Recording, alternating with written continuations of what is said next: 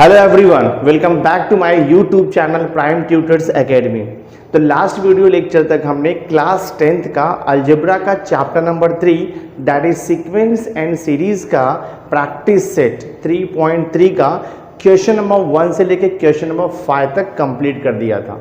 तो आज मैं remaining question of practice set 3.3 complete कर दूंगा। तो चलो स्टार्ट करते हैं हम लोग क्वेश्चन नंबर 6 से।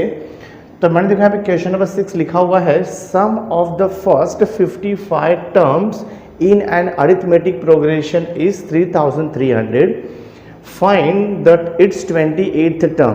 तो हमें यहाँ पे क्या दिया है, sum of the first 55 terms, यानी कि S55, sum of the first 55 terms का वैल्यू दिया है 3300 and we have to find the 28th term. तो हम क्या करेंगे, देखो यहाँ पर पहले जो गिवन थिंग है पहले वो मैं लिख लेता हूँ।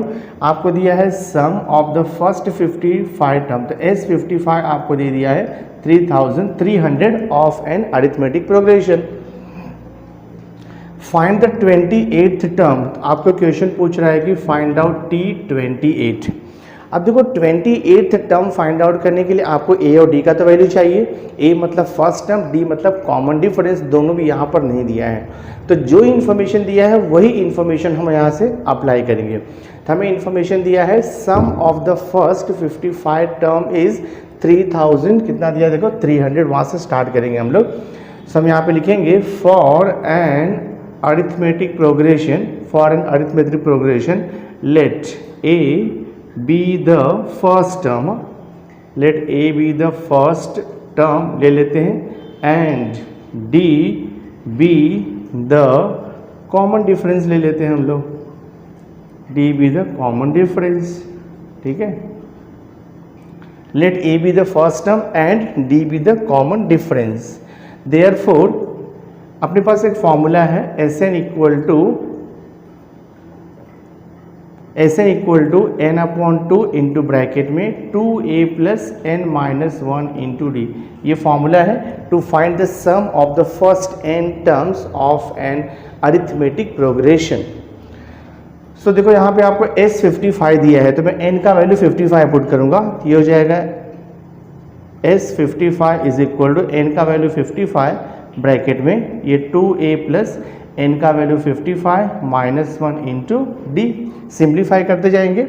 S55 का वैल्यू आपको ऑलरेडी दिया है 3300, तो मैं देखो यहाँ पर लिखता हूँ 3300 is equal to 55/2 into bracket 2a plus 55 minus 1 कितना हो जाएगा, ये 54 हो जाएगा इंटू डी। सिंप्लीफाई करेंगे और हम लोग इसे, ये देखो जाएगा आपका 3300 इज इक्वल टू यहाँ पर दिया है 55/2 इंटू ब्रैकेट में। अगर आप ठीक से ऑब्जर्व करोगे दो टर्म है 2 और यहाँ पे देखो 54 कोएफिशिएंट है A और D का, तो हम 2 और 54 में 2 को कॉमन ले सकते हैं। तो मैं 2 को कॉमन लेता हूँ, तो देखो क्या बचेगा ब्रैकेट में आपका, यहाँ पर बचेगा A प्लस 54 में से हमने 2 कॉमन लिया है, तो 54/2 कितना आएगा 27।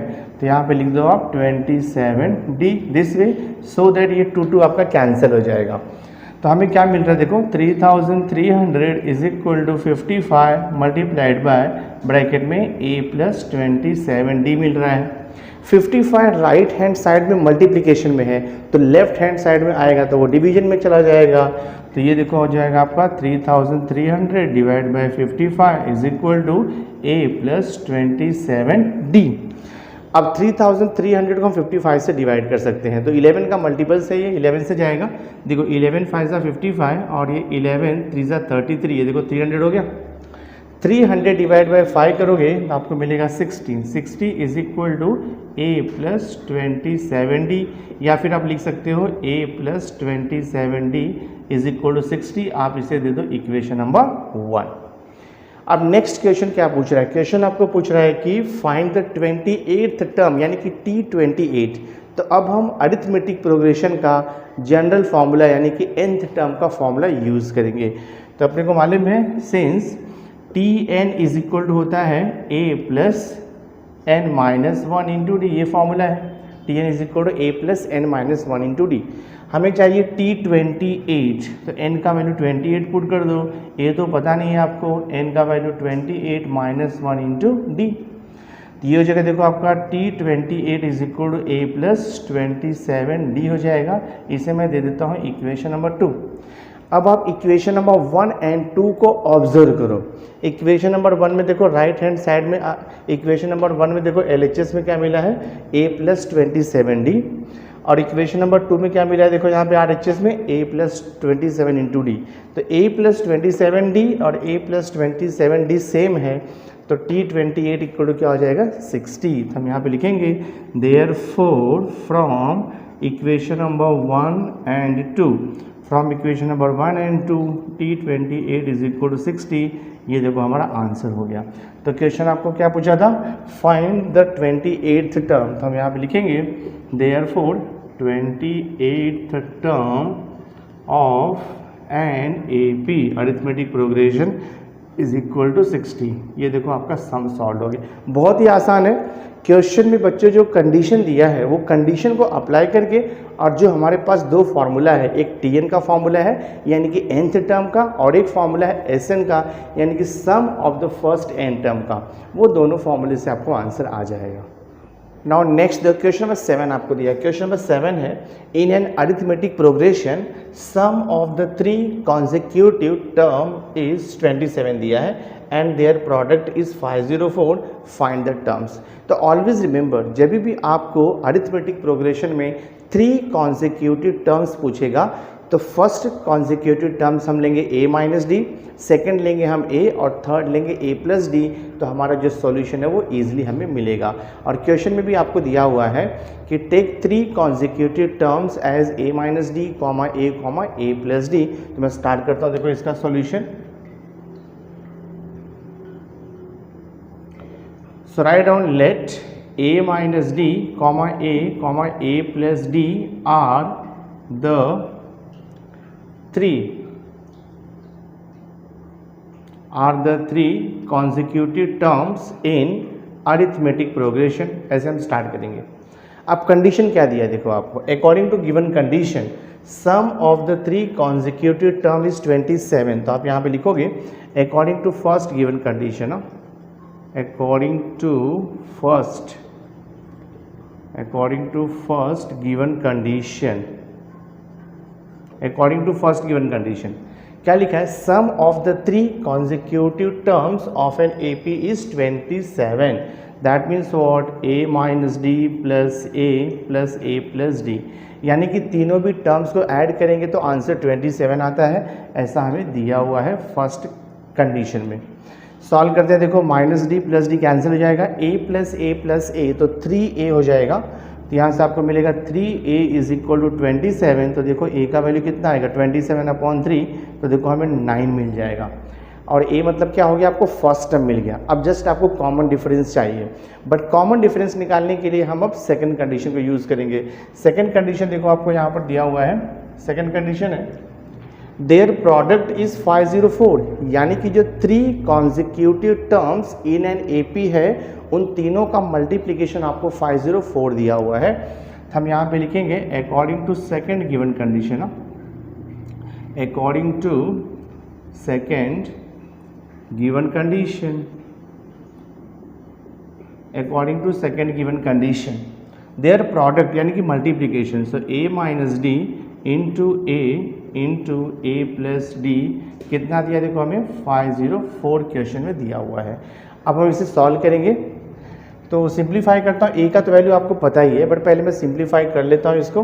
देखो सिंप्लीफाई करते हैं हम इसे, a minus D into a plus D को आप लिख सकते हो a square minus D square, कोई इशू नहीं है, into a is equal to 504 ऐसे लिख सकते हैं हम।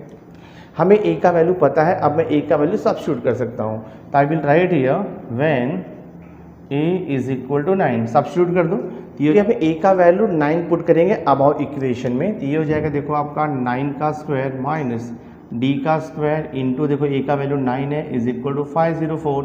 सो 9 का स्क्वायर आपको मालूम है 81 माइनस d का square is equal to 504। 9 multiplied है, राइट हैंड साइड में जाकर के वो डिवाइड हो जाएगा। तो डिवाइड कर देते कितना आता है, 9 से कैंसिल होगा ये, 9 5 ज़ा 45 और यहाँ पे 5 9 6 ज़ा 54, तो 56 आ जाएगा। देखो ये आपका देयरफॉर क्या मिला आपको 81 माइनस डी का स्क्वायर इज इक्वल टू 56। तो ये 81 56 को LHS में लेकर के आ जाओ तो -56 हो जाएगा ये, और माइनस डी स्क्वायर वहाँ पे शिफ्ट होगा तो प्लस डी स्क्वायर हो जाएगा। 81 माइनस 56 करेंगे, 11 माइनस 6 देखो 5 आएगा, और यहाँ पे 7 माइनस 5 तो 2 आएगा, 25 is equal to D square. Therefore common difference D का value take square root on both side, तो डी इज इक्वल टू आपका देखो प्लस माइनस 5, दो आंसर आएगा, प्लस माइनस 5 आएगा। तो एक बार हम प्लस लेके सॉल्व करेंगे और एक बार माइनस लेके सॉल्व करेंगे। तो मैं देखो यहाँ पे लिखता हूँ let d is equal to मैं प्लस 5 लेता हूँ, और a का वैल्यू तो हमने पहले ही निकाला है, देखो a का वैल्यू 9 है, तो let d equal to 5 and a is equal to 9। Therefore first number क्या आएगा, फर्स्ट नंबर आपका है a minus D, therefore a minus D is equal to 9 minus 5, first number आपका 4 आएगा। सेकेंड नंबर a है तो a इज इक्वल टू 9, और third number है a प्लस डी, तो क्या हो जाएगा ये a मीन्स कितना है 9 प्लस 5, तो ये कितना हो जाएगा 14। तो आप लिखोगे therefore three numbers in arithmetic progression is, first number क्या था आपका a माइनस डी था तो 4 हो गया, सेकेंड नंबर 9 था, और थर्ड नंबर कितना मिला 14 मिल गया।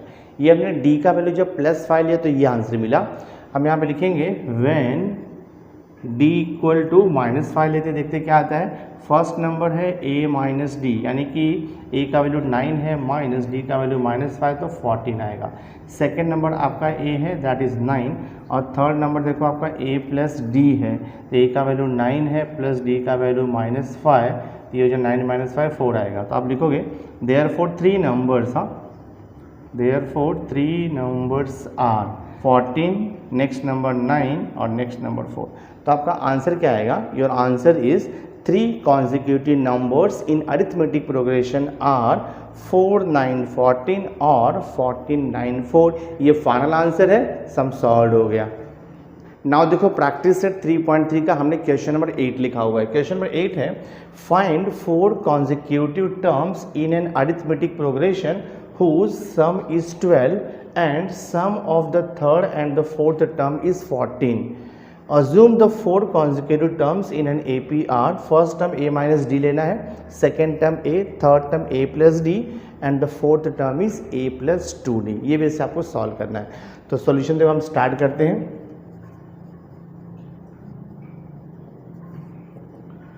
सो आप यहाँ पे अज्यूम कर लो, राइट हियर लेट 4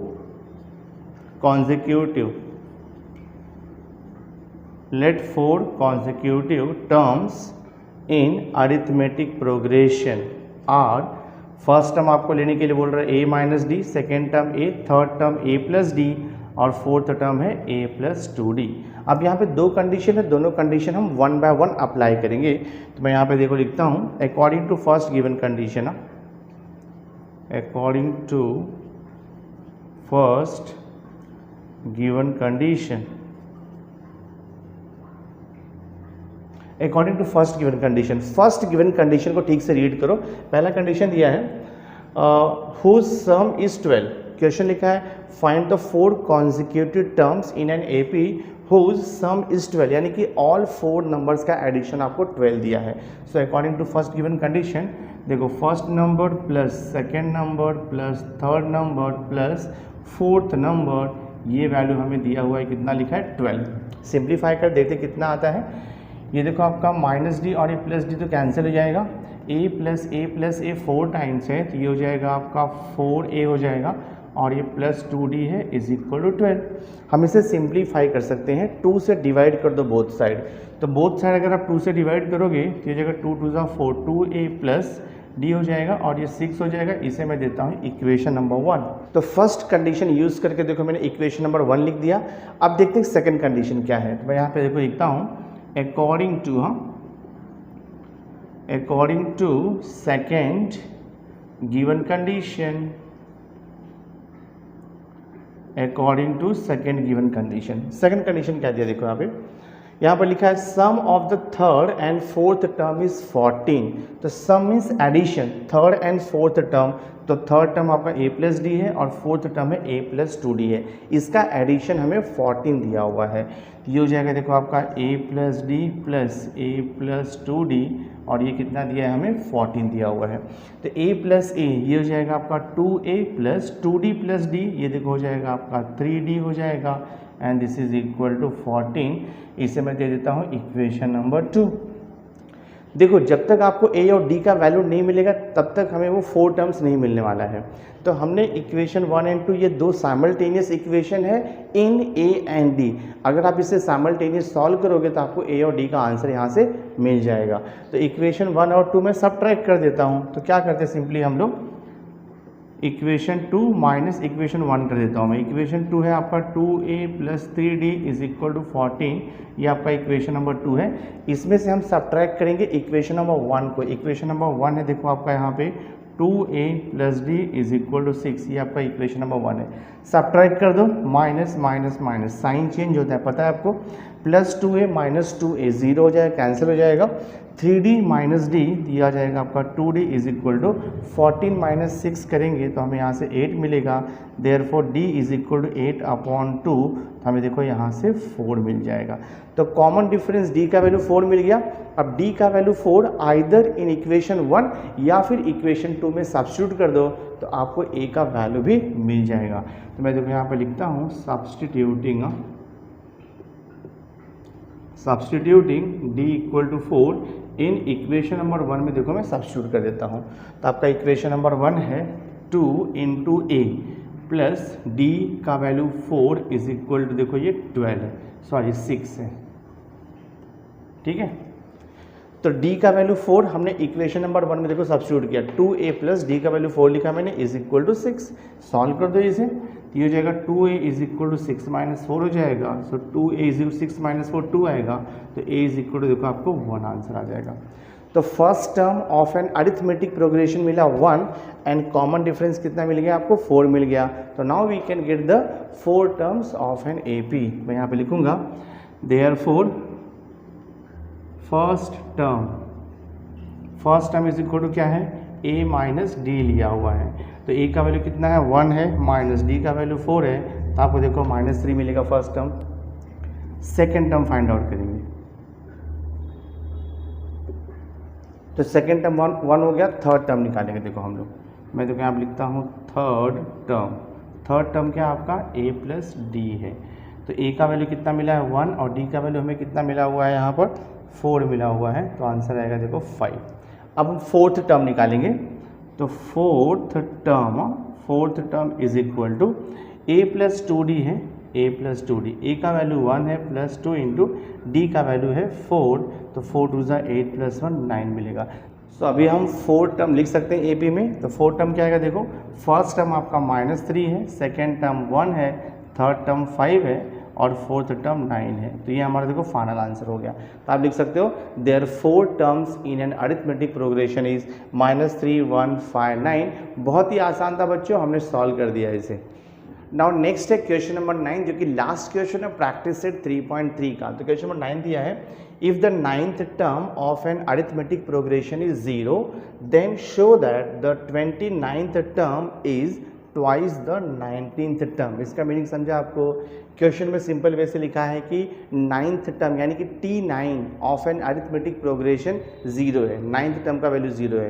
तो आपको क्या प्रूफ करना है, आपको प्रूफ करना है कि 29th टर्म जो है वो ट्वाइस यानी कि डबल है किसका 19th टर्म का। तो बहुत ही ईजी है, हम स्टार्ट करते हैं सॉल्यूशन।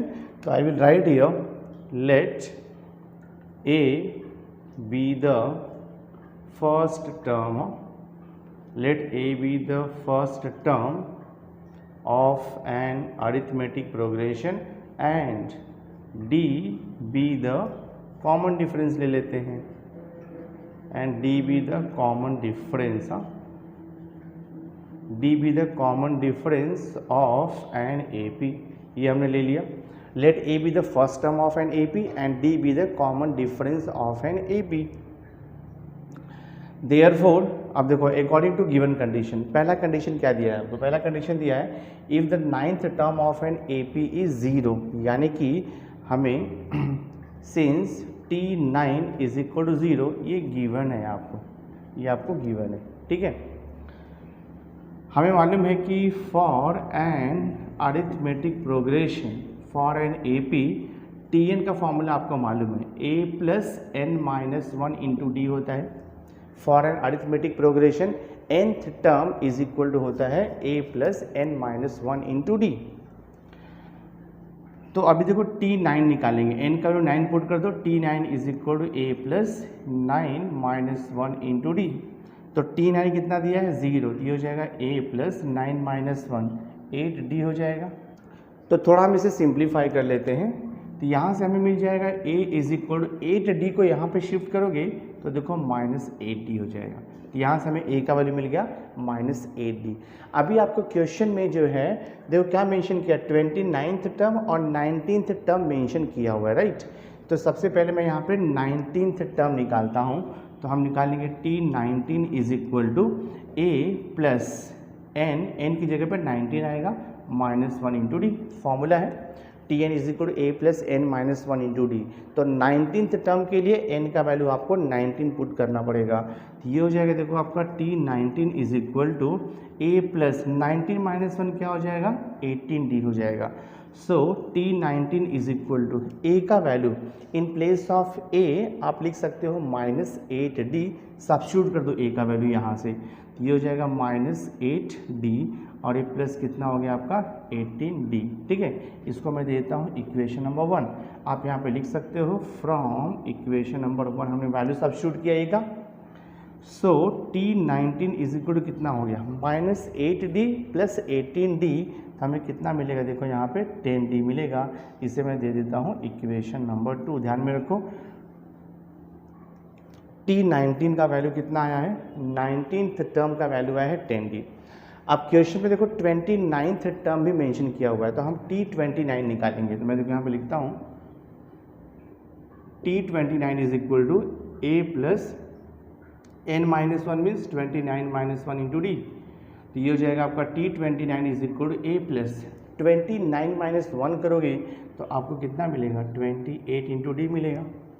अब a का वैल्यू इक्वेशन नंबर 1 से सब्स्टिट्यूट कर दो, फ्रॉम इक्वेशन नंबर 1 a के प्लेस पे लिख दो माइनस 8d, ये हो जाएगा T29 is equal to minus 8d plus 28d। ये हो जाएगा आपका T29 is equal to 28 minus 8 करोगे तो आपको मिल जाएगा देखो ये 20d मिल जाएगा। नाउ सी हियर, अब हम ये T29 को 20d को मैं स्प्लिट कर सकता हूँ, 20d को ना मैं 2 इंटू क्या लिख सकता हूँ 10d लिख सकता हूँ, ऐसे 20d को मैं 2 इंटू 10d लिख सकता हूँ। तो ये हो जाएगा देखो आपका T29 is equal to 2 into in place of 10d, हाँ 10d के प्लेस पे इक्वेशन नंबर 2 से आप T19 लिख सकते हो, 10 इंटू डी के प्लेस पे इक्वेशन नंबर 2 से आप क्या लिख सकते हो T19। मैं यहाँ पे देखो लिख देता हूँ T19 और ये देखो आपका प्रूफ हो गया। यहाँ पे क्या लिखोगे फ्रॉम इक्वेशन नंबर 2।